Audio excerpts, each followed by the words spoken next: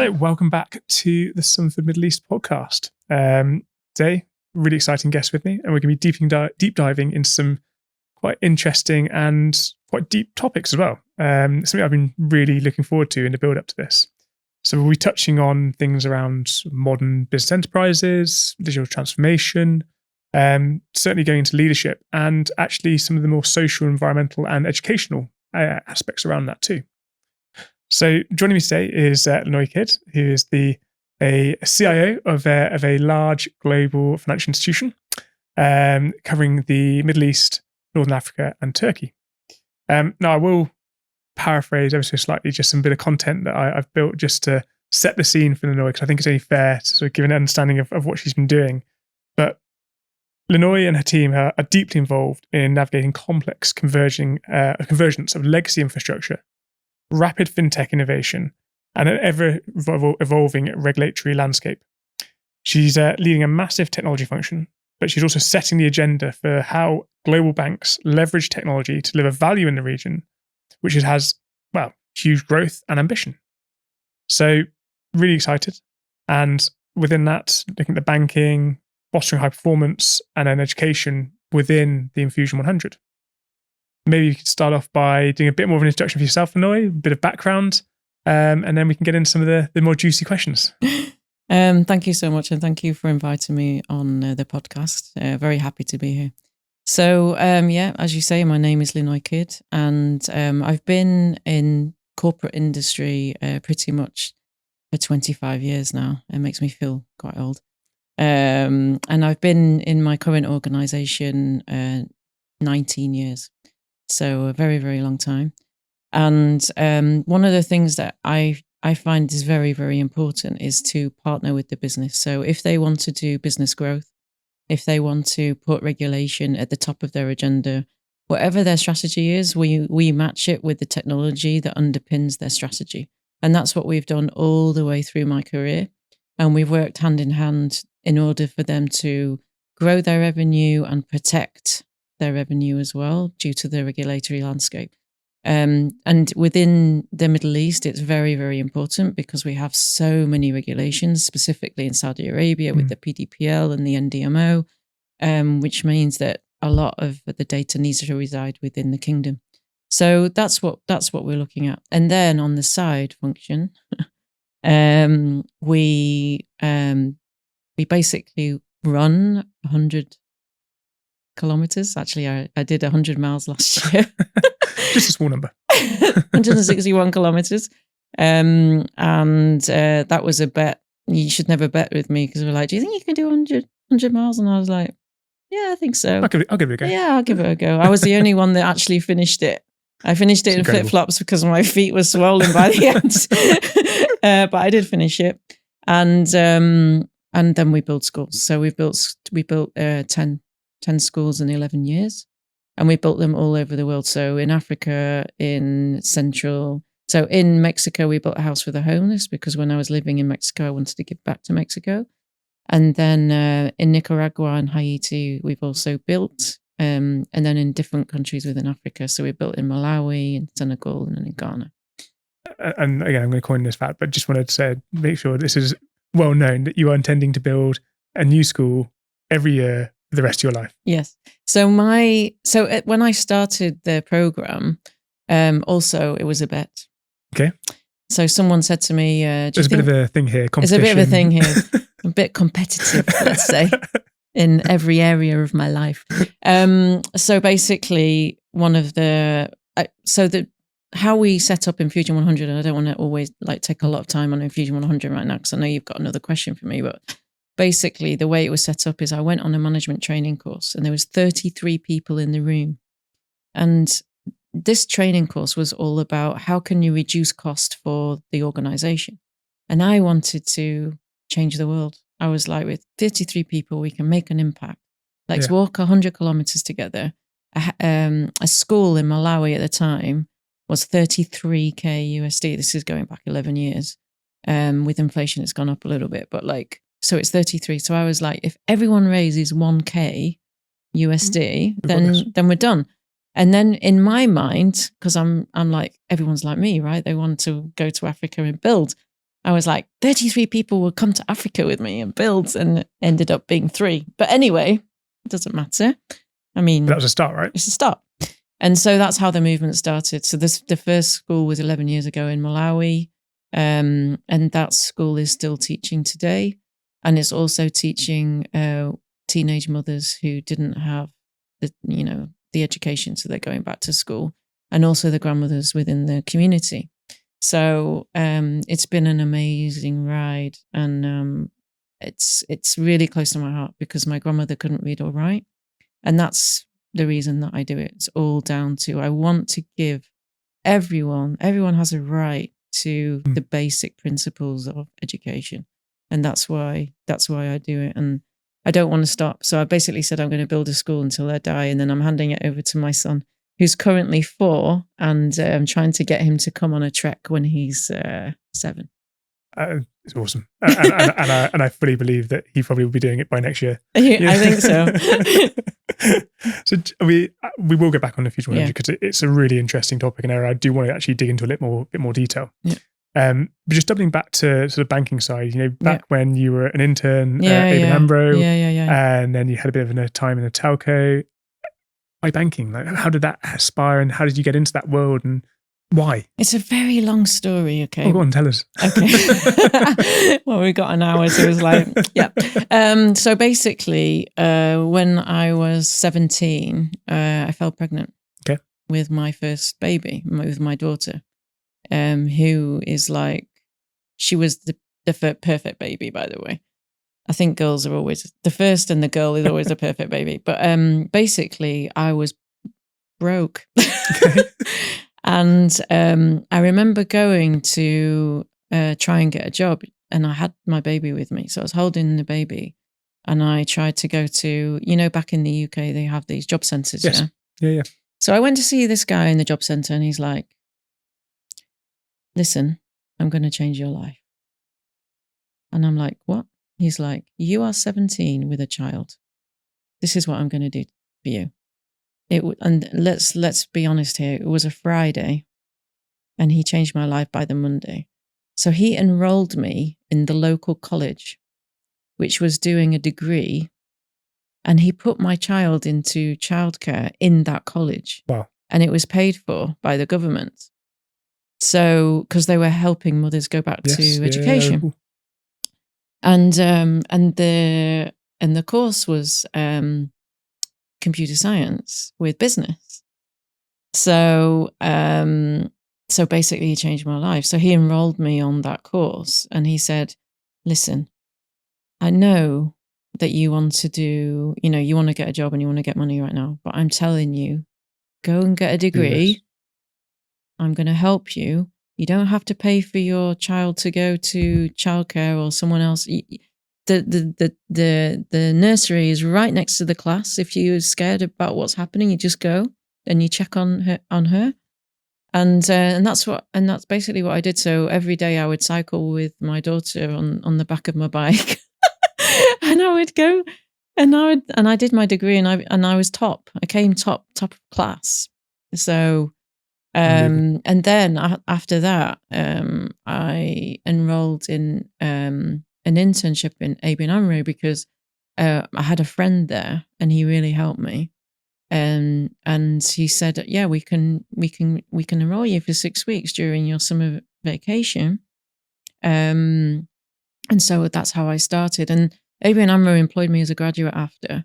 But I don't know about you, but when I was young, I wanted to see what else was out there. So I didn't want to just do, okay, I'm in ABN AMRO, but I don't want to do ABN AMRO for the rest of my life. She says, having been where I am now for 19 years, so it kind of changed my life. But so then I started, I got itchy feet, and there was a takeover in ABN AMRO, just of the technology side, by EDS. And I remember thinking, well, I could stay in EDS or or I could look what else is out there. And I got a job at a very, very nice company, Orange. I don't know if you remember that. I do indeed, yeah. Yeah. So and they just had this very, very nice marketing of their products, right? And I was using and I was just like, let's see what it's like. to be honest, the 2 years that I spent there actually was detrimental when I went back into banking, which I'll talk through in a bit. So when I advise people, I'm like, don't do what I did, because actually what I did was it kind of took me away from my path, if you know what I mean. In what way? How did that sort of? I'll tell you later. Steer you off. I will come back. Don't worry. So I did 2 years at Orange. It was amazing because I got to learn statistical analysis. Yeah.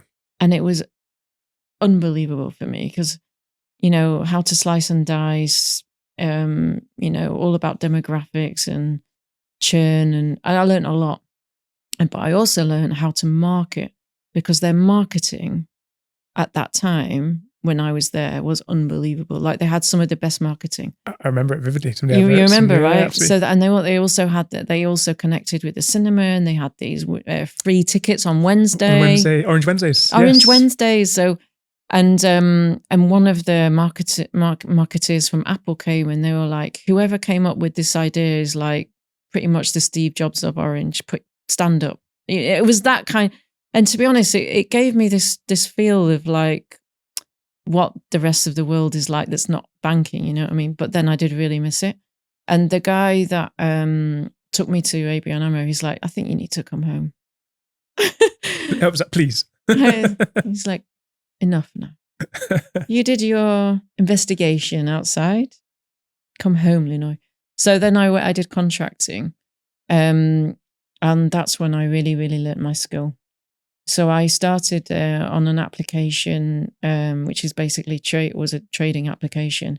And honestly, I became an expert in that thing. So when it went down, I was the one they called. When the trading in Hong Kong wasn't working, they would call me at home, you know, like, you were the wake go-to. up, Linoy. Yeah. So I was like the go-to for that system. And then I was very lucky that the head trader in Hong Kong, he actually asked me to go to Hong Kong. And then that's when the whole partnership started, because I went to him. He said, Linoy, this is what I want to do. I want to grow the business by, you know, quadruple over this number of years. We need to get the right technology stack. We need to basically come together with retail, and we need to do a digital transformation. And that's what we did together. And that partnership, we still have that very, very tight bond. I have a very tight bond with that guy still, even though I'm not in his department. But that's what we did. We drove the business together with using the underlier of the technology to increase the revenue. And that's basically what I've done throughout my career. So I leverage what we have. So if you have to use the vendor, you use the vendor.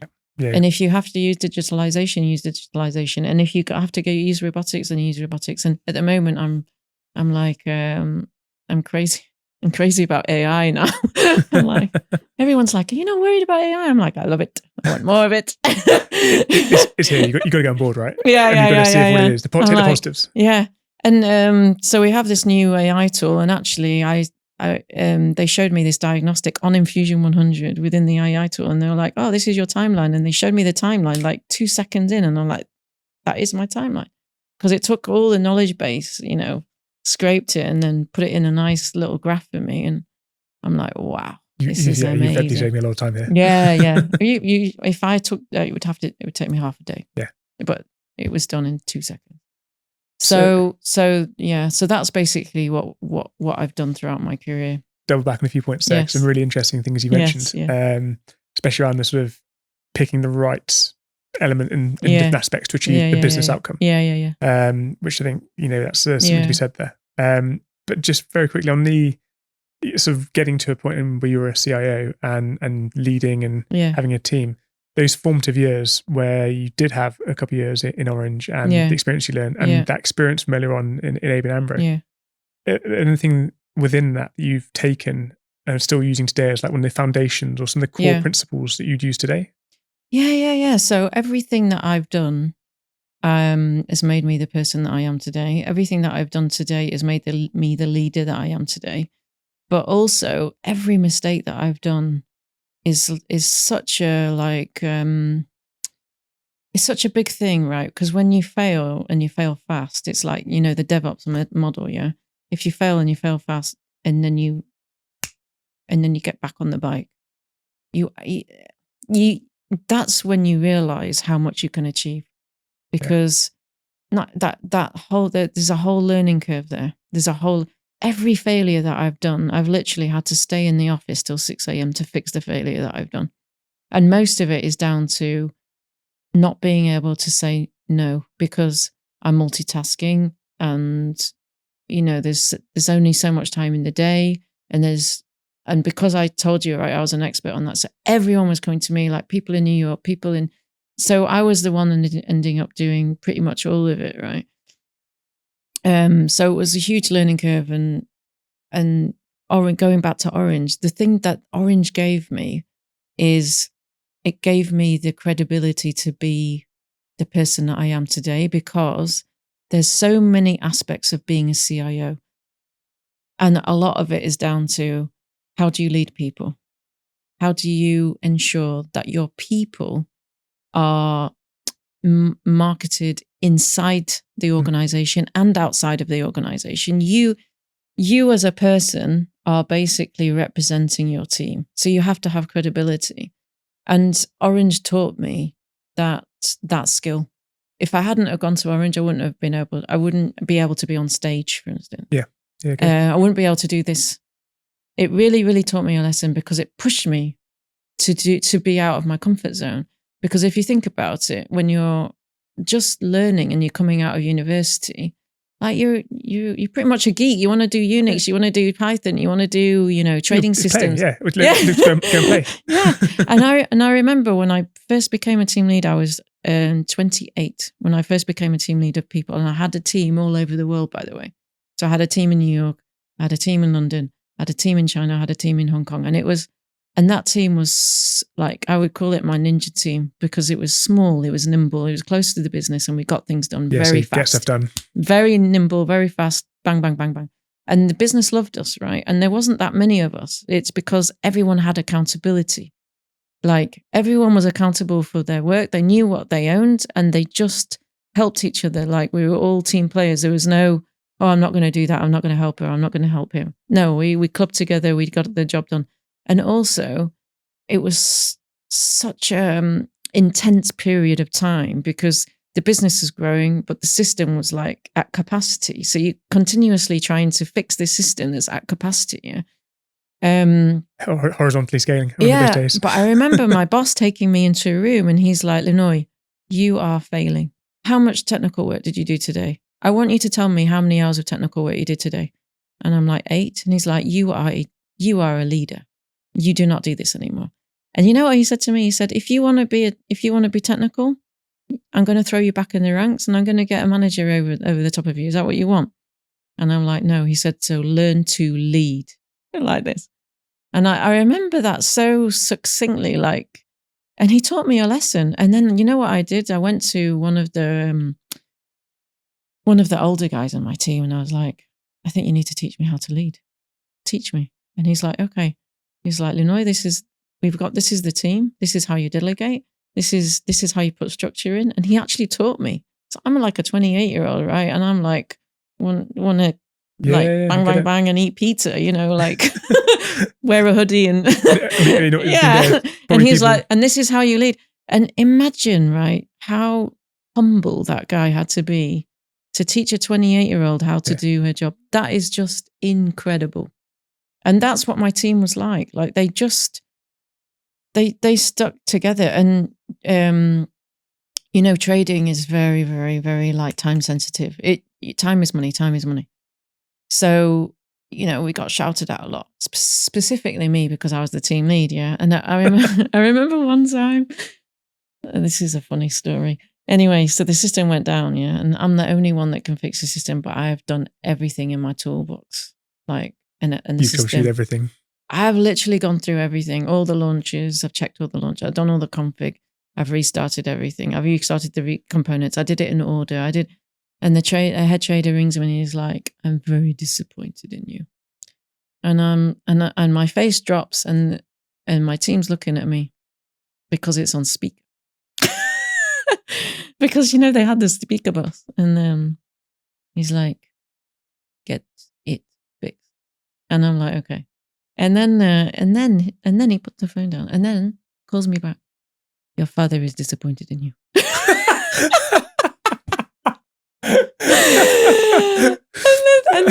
and my team just look at me and I'm like, we need to fix this thing. And we need to fix this thing now because my father is disappointed in me.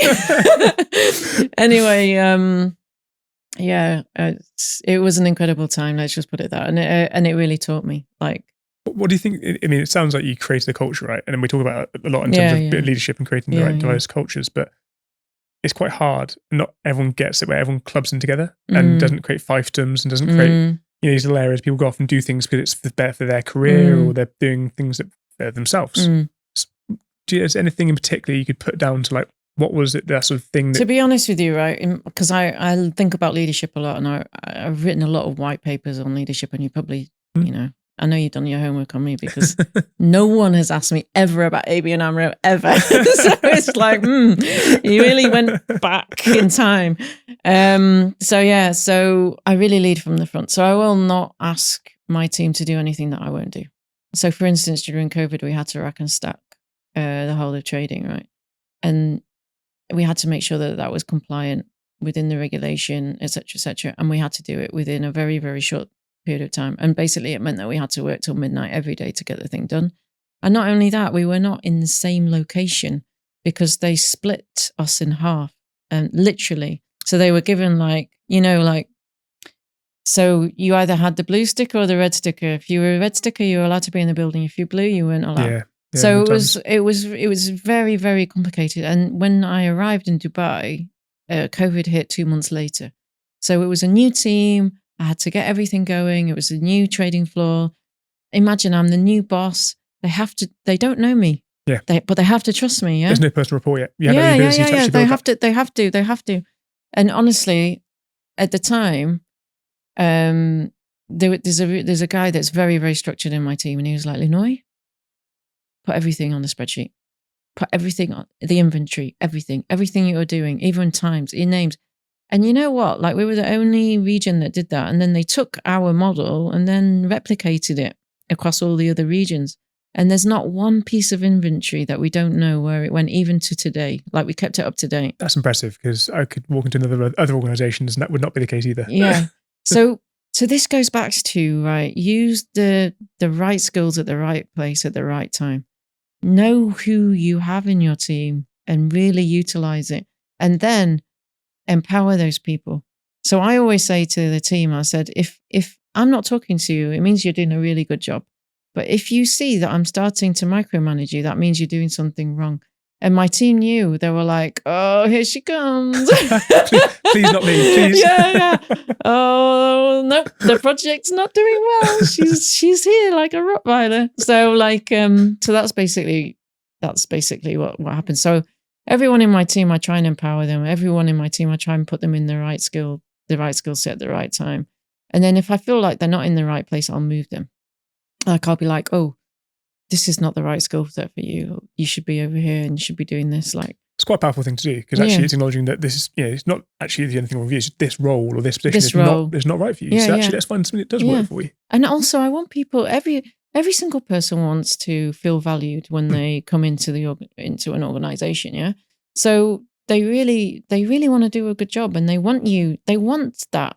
Even me, I want the validation of, good job, you did an amazing job today, or, well done. And if they don't get that, then it starts degrading on everything. And then they start going home and they're angry, and I don't like that. So I would rather them be flying in their role, literally flying in their role. Yeah, I get that.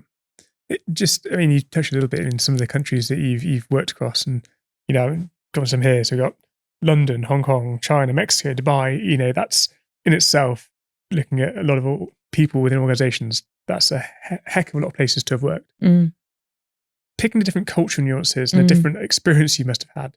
Again, how have you pulled that together, and how have you used that as an influence in terms of how you've led and then created what you believe is your management style. With certain cultures and certain pieces from different countries, you're going to have a little bit of this and a little bit of that. Anything you could elaborate on? Yeah. So in Mexico, I'll give you an example of Mexico. Yeah.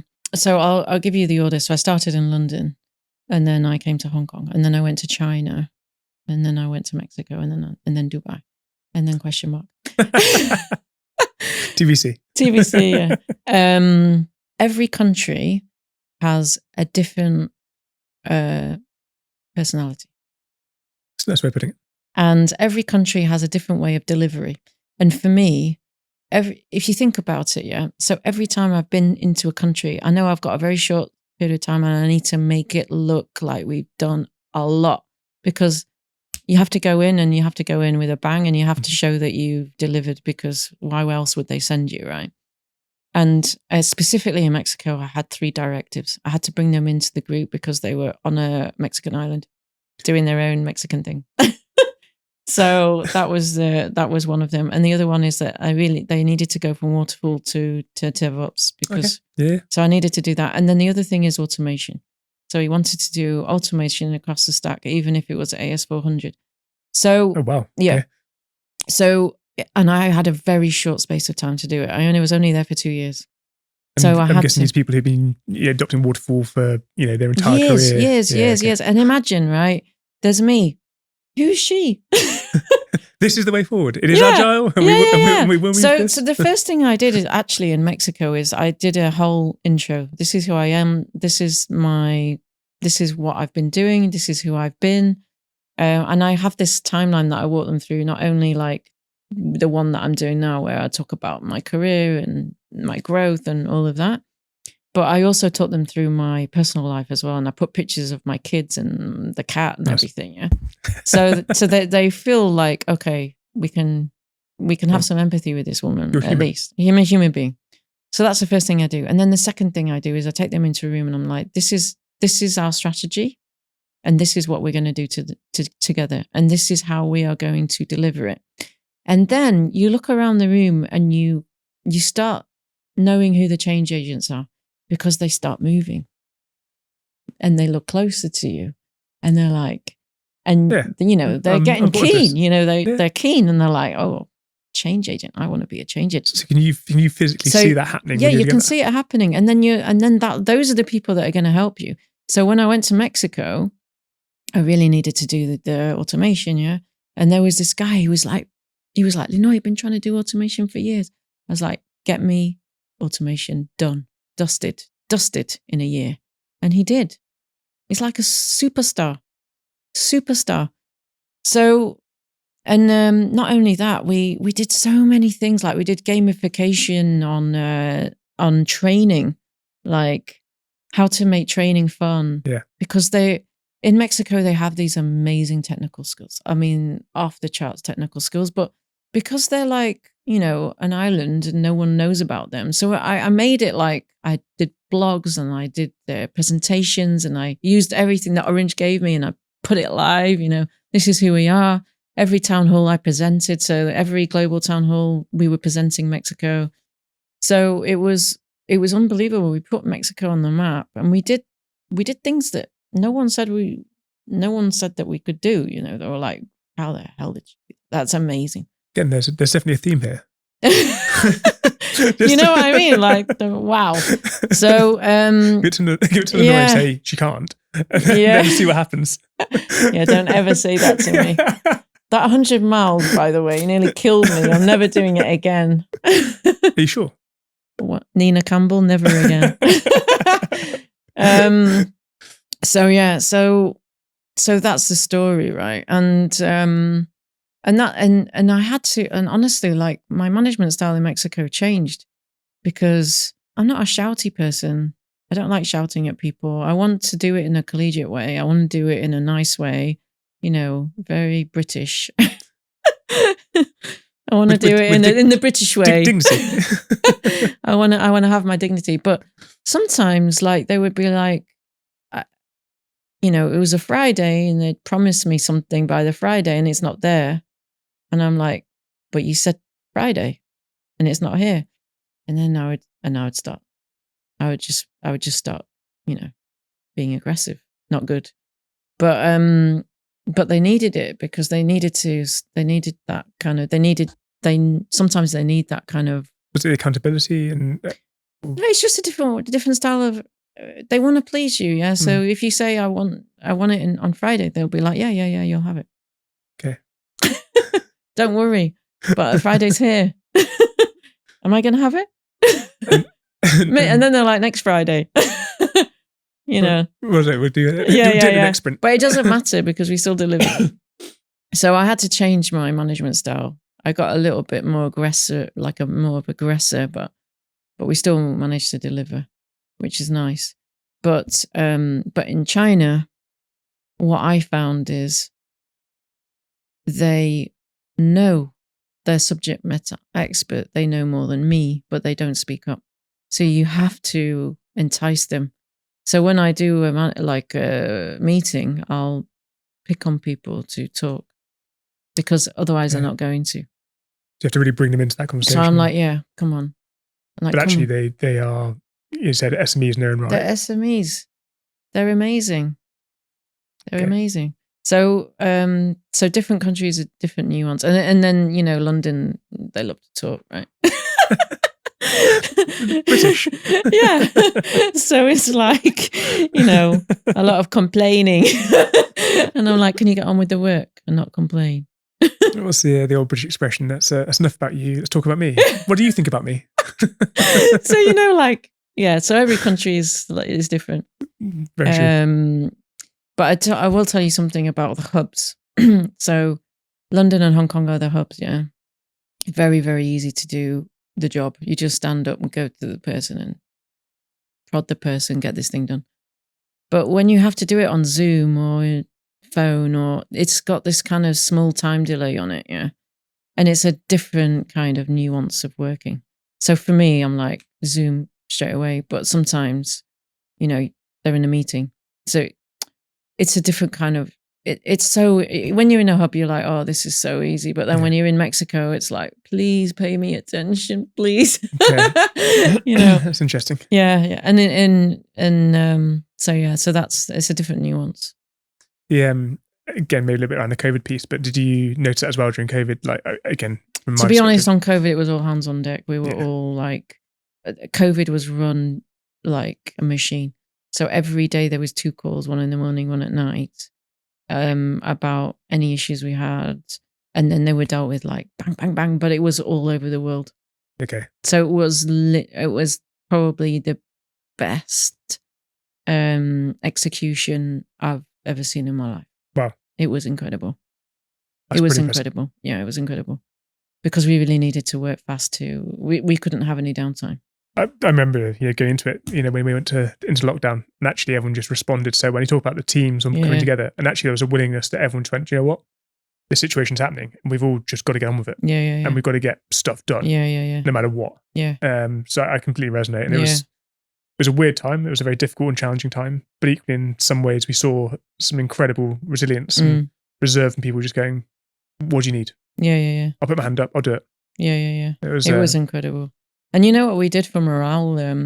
I would set up these boot camps every day. So like... What was this? So like between 7 p.m. and 8 p.m, I'd have Mexico, Canada, Turkey, London, Dubai, all on a call, and we'd do like 100 burpees, 100 push-ups, 100 sit-ups. Because we were shredded during COVID. It was incredible. Was there anything that went particularly wrong during that period? Again, you go back to your point earlier about you had your biggest lessons learned when you made a mistake. So this is the thing that I've learned actually. If it's not going right, get out early. Okay. So if you choose a vendor, right, for a specific location, and it's not going well, pull out quickly, because you can lose so much time and so much dead time. And that's something that I've had to learn the hard way, I think. But now it's lesson learned. I know, and now I know, okay, the hotspots. and I'll take that into my next role and my next role and my next So role. you can see it. You've got the trigger points where you're like, okay, I can see this happening. To be honest with you, it's so funny, right? And I was thinking about this.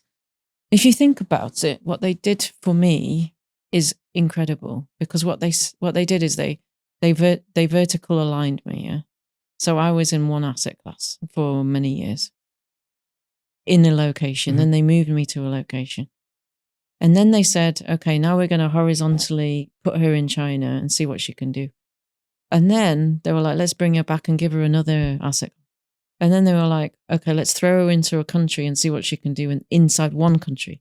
And then they moved me to another place where it's multiple countries. Okay, let's see what she can do in multiple countries. And then they send you to another place with multiple countries.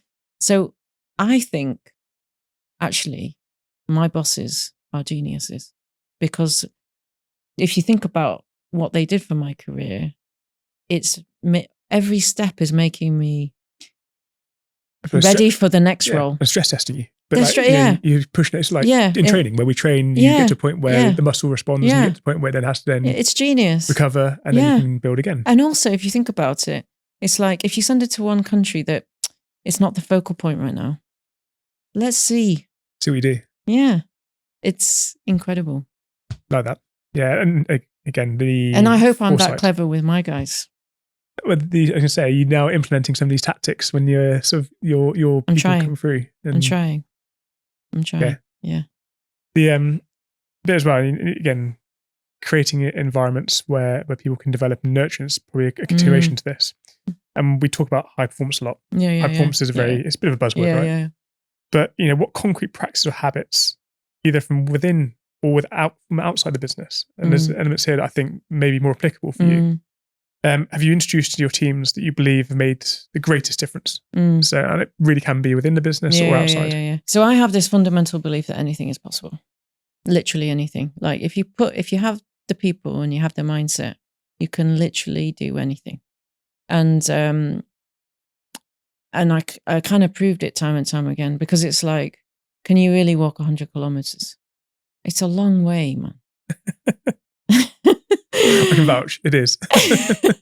It's like, it's 24 hours of pain. And then if you're fast, it's 18 hours of pain. Yeah. And then you add at 61 kilometers at the end of that. It's, it's pretty much pushing your mind to a place that not a lot of people would push their mind to. So I take that ethos into my work environment, and I'm going to give you an example now of, and this is what I always say, where my two lives collide, because people don't really understand. They're like, you're in corporate, but you build schools. What's that about? So I'll give you an example. Okay. I went to Nicaragua. Okay. Now, to get into Nicaragua, you literally have to trek into the village that we built the school in, because it's so remote. And it's so tucked into the mountain. I wouldn't even be able to go there now, because I got no idea. I would love to go back to that school, by the way, but in due course. And so the chief of that village built every single house in the village with his own hands. He knew every single person, every single baby by name. Not only that, he was the hardest worker on the work site. And I looked at him. I said, that's who I want to be. So I want to be the hardest worker. I want to lead from the front. I want to know my people inside and out. I want to know what they're good at. I want to know what their touch points are. And I want to know where their breaking point is.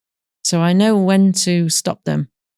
I don't ever want to push my people to the point where they're breaking. No.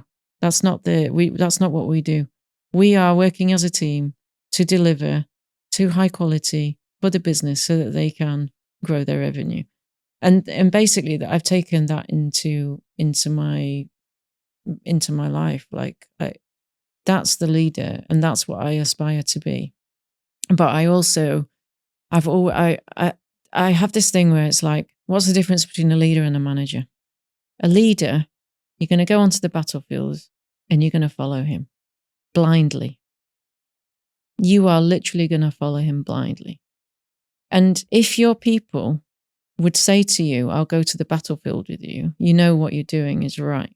But if they're saying no, something is wrong. And there's something very like a manager and a leader is a different skill set. Like a leader is inspiring the people, taking them on a journey. There's a strategy, there's a vision, you know where you're going. Everyone's got their place to play. A manager is basically, there's no vision there. It's just, I'm going to hold you and we're going to go hit KPIs. And we're going to hit that bang, bang, bang. And that's the difference for me. And I want to be a leader. I aspire to be a leader. I don't aspire to be a manager. And I hate it when I go into micromanagement. And I only do it when I see something failing.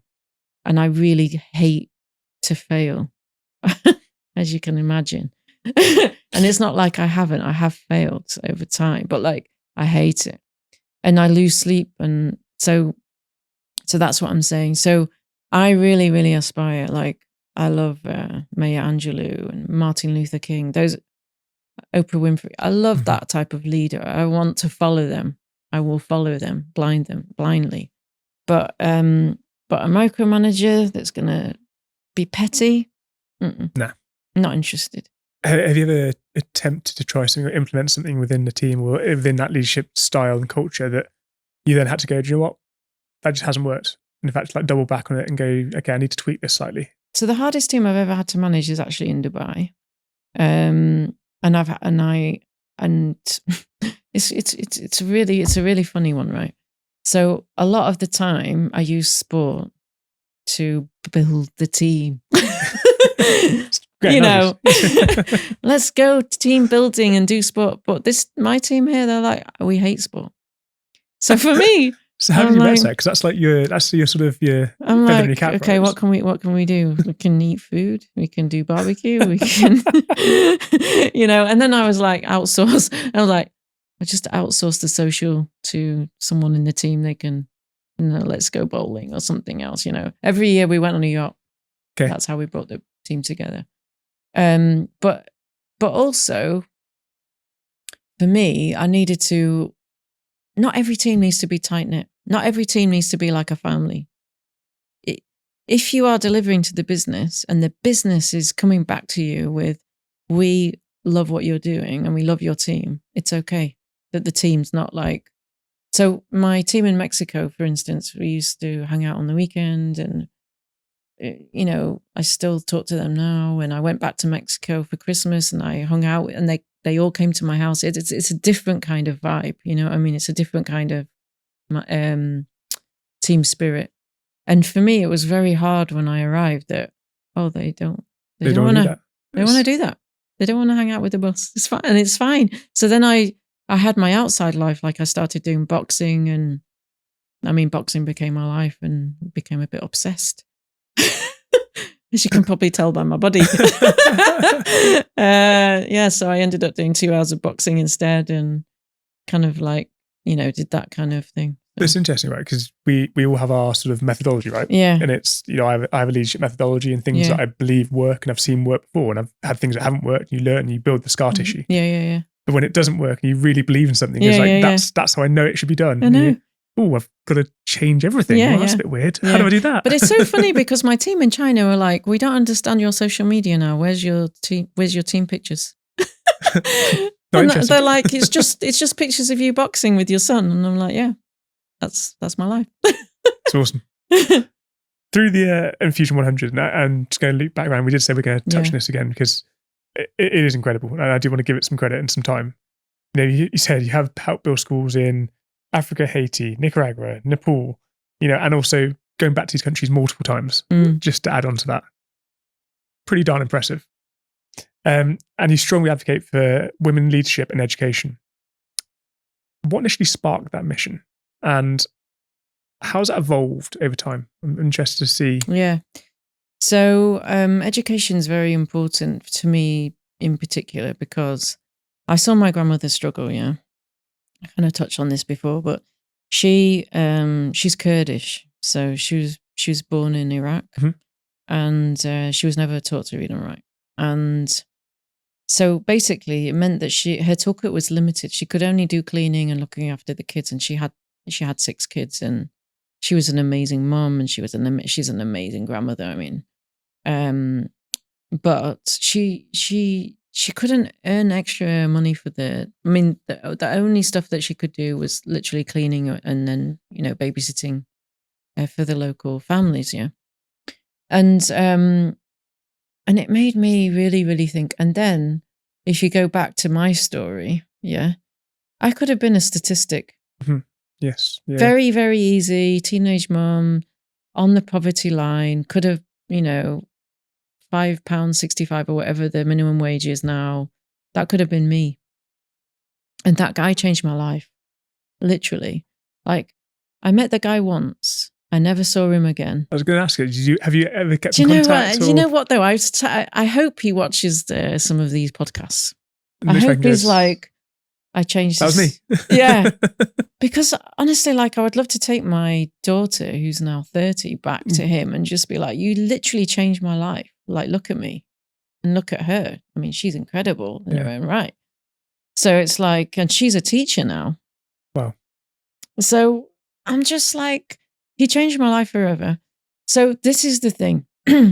you look at my grandmother, yeah? She didn't have the toolkit.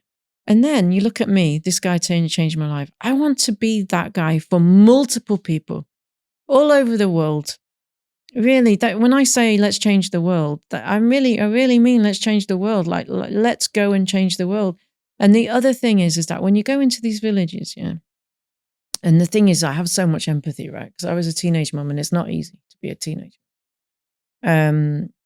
Because you don't have the toolkit. You're not ready, really. Like, you don't have the toolkit to understand, what it means to be a mum yet. Well, no one teaches you that, right? Yeah, I mean, it's just like, okay. I'm like, kid, we're going to do this together. Let's try. Let's go. It's me and you, kid. But like, so it's like, it really impacted me, and my education changed my life. Like, I would not be sitting here talking to you if I didn't have that education. You can't get my role without a degree, by the way. Like in Dubai, you cannot. So it's incredible that if you look back at my life, like you look at my grandmother and then you look at me, you're like, wow, that's such a stark. And I want to do that for as many people as I can. And then going back to the villages, when you look at the villages and you see these teenage mums and they look at you and they're like, they have that trapped look. And I know that look because I used to have that look. They have that look of like, oh no, what happened to me? Like, what's going to happen to me and what happened to me? And, wow. And, so basically I want to give them the right to return to education and say, if you wanted to be a nurse, go back to school, you can still be a nurse. And this is going to give you, and you know what's amazing, right? We went back to a school in Malawi, okay? We built it during COVID. We were wearing masks. And that school really impacted me because the school is the villagers were amazing. They were so hardworking. And it was COVID time and they didn't mind having us Westerners there, yeah? And we're all wearing masks and making sure that we really didn't want to bring COVID to the village and all the rest of it. And we went back to that village the year after, and the grandmothers came and hugged us and they said, we have been educated and we've set up businesses now and we can go to the market, and they can't tell us that it's 10 when it's 5. So we know the numbers now, so they can't, Wow. And not only that, some of the villages and some of the women, they complain that they're working really hard in the farm, and then the men take the money off them. And you know what they've done now with their education? They've created a bank. It's something so small that it has a humongous impact on their entire being. So, and then they show us the accounting and we're like, wow, they literally created a bank. How incredible is that? So, so the impact that these schools are having it's not just for the younger generation. It's also for the grandmothers and the mothers. And you go to the after school and they have their kids on their back. And to be honest with you, it's just like every time I do a podcast, I say, you know, I can get hit by a bus tomorrow and I'm happy because I've changed so many people. And you're talking about thousands and thousands and thousands of people, because it's 11 years of ongoing education, and it's, you know, iterative. And it's changing those villages. So I'll give you an example. Yeah, Malawi.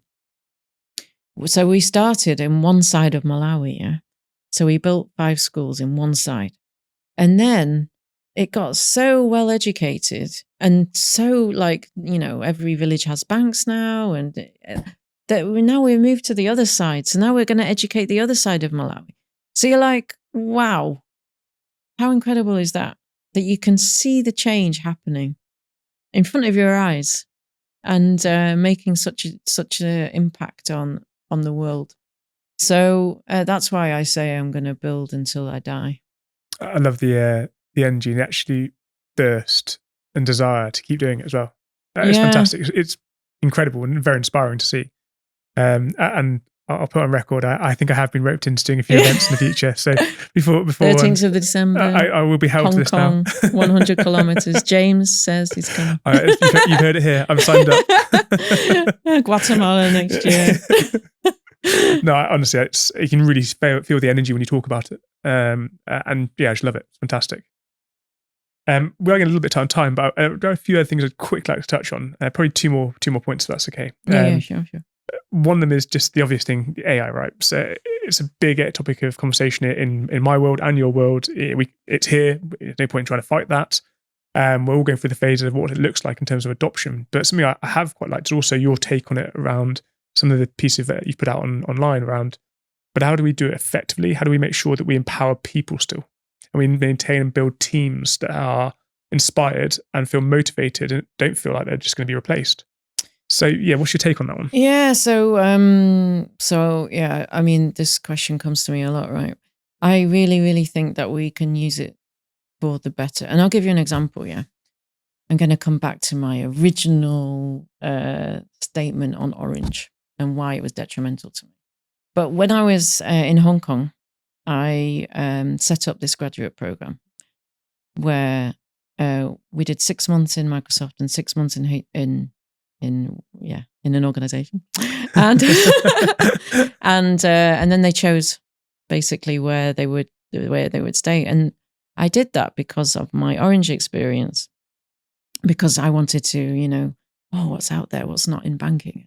Let me see, you know, and basically Microsoft, they train every single person that goes into their company with AI and also robotics. So those graduates, when they came to us, because we went to Microsoft, they were already trained. You know what those graduates did? They went to China and they matched irises on missing kids, and were matching the kids that were missing with their families again using AI.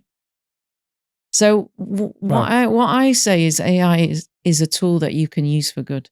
And specifically for me, right, because I was building curves, you know, for a long, long time. You can build it in seconds now. It used to take me like 2 days.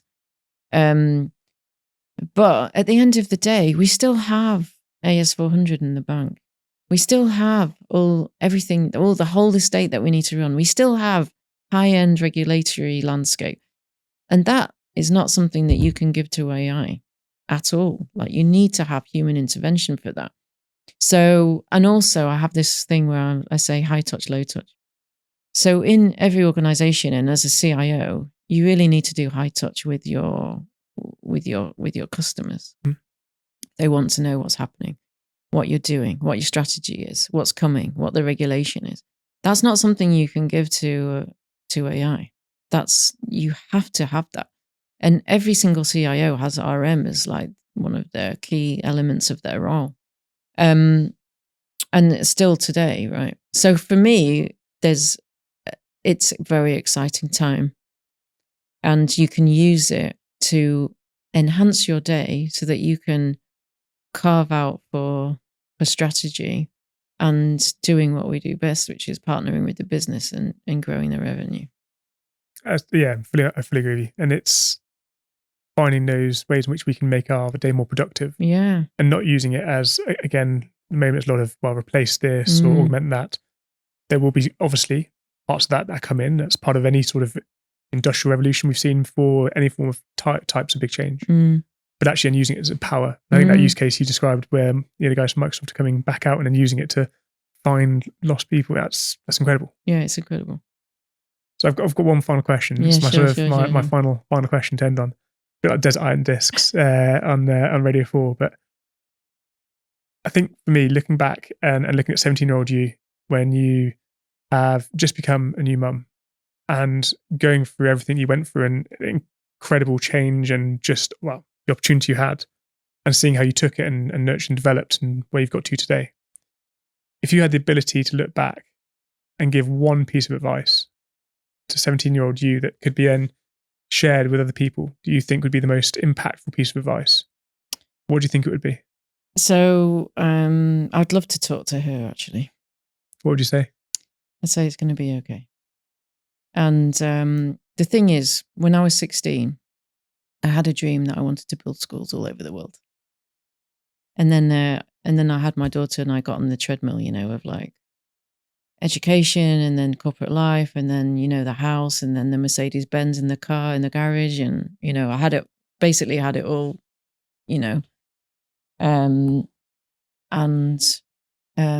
but the thing is, every single person has a purpose on this planet. And when you align your purpose and your dream, then you become in sync with your soul. And then you can sleep at night because you are literally on the path. And for me, I started, as soon as I started managing people, I felt comfortable. I thought, this is my calling. And then as soon as I started building schools, I was like, this is what I'm really meant to do. And then I can marry the two up because I can use my corporate life to help with educating the world, which is absolutely incredible. And I've had the most amazing managers that have allowed me to do that. So every single person, ask yourself, what's your purpose in life? What is your purpose in life? And when you find it, everything will make sense. And that's what I would say to her. It'll be okay. Everything is going to be okay. Love that. And I would say, Linoy, thank you so much. It's been incredible, but you must also sleep incredibly well at night because you are well aligned. And you're clearly very, very cued into what your purpose is and how you're delivering that and your ambition, as I said, your thirst and your energy to go and achieve that. So you must sleep a bit like an absolute baby. I actually don't. Because I want to build orphanages now. Actually, there's so much to do, right? So it's like you build the schools and then you see, I'm one of those people that just wants to keep going and going and going and going and going and going, and let's see where we end up. But I think one of the things that we haven't touched on is, when you have this purpose and you're driven, there's always something that gives you. And a lot of the time it has been, because I have a son and a daughter, it has been my family. Yeah. So, you have to try and align all the pieces. And sometimes it's very, very hard to align all the pieces. So, yeah. But I would love to sleep well at night. So if you have any tips, let me know. Thank you very much. Thank you. And I hope that even if one person listening gets inspiration from this podcast, I think, again, that's completely aligned to your goal. So awesome. Thank you. Thank you.